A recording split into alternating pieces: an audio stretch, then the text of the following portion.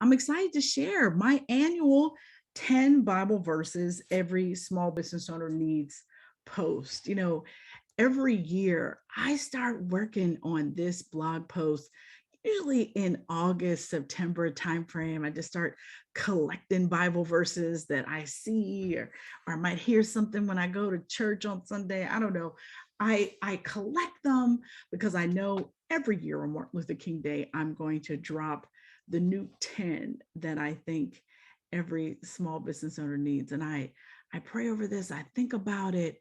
I want to be really sure that I inspire people to think, what would Jesus do? I mean, I realize that in business, sometimes it's not really popular to say that you're a Christian, or it's become unpopular in certain circles to share your Christian values. But I think our Christian values are among the most important things that we have as entrepreneurs. And I think that even though I only write one blog post like this a year, these are the most popular. So this year, my theme is really intentionality and really thinking about, there are three things that God gave all of us, and that's faith, hope, and love. And the greatest of these is love.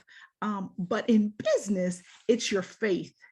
Your faith is really what carries you through. And a lot of us, the pandemic really manhandled a lot of small businesses out here. And some of you may even still be trying to dig out of the hole that was dug for you in 2020. And I just want to encourage you to hold on to your faith. I want to encourage you to remember that God is often working on your behalf while you're doing something over here that you don't even know anything about. So just remember that if you are one of God's children and you have taken God into your life, you are a new creation. You are reborn. And in some cases, you might have had to reinvent and redo your business model. But in the same vein, just know that if you are serving your audience, if you are loving your audience, if you have faith that this is your calling and this is what God has actually called you to do, He gonna work it out for you. I promise.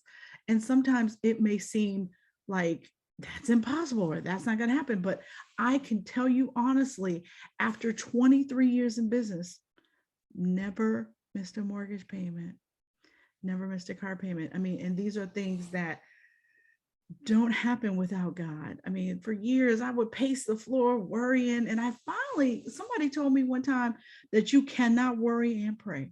And so we are praying people. We know that that's how we access our power. Just like we charge those cell phones, how we charge ourselves is through prayer and through attending service or watching service online. So I just want to encourage all of you to read these Bible verses. I pulled out some really, really special ones this year.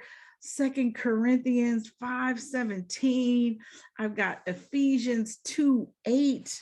I've got Genesis 12.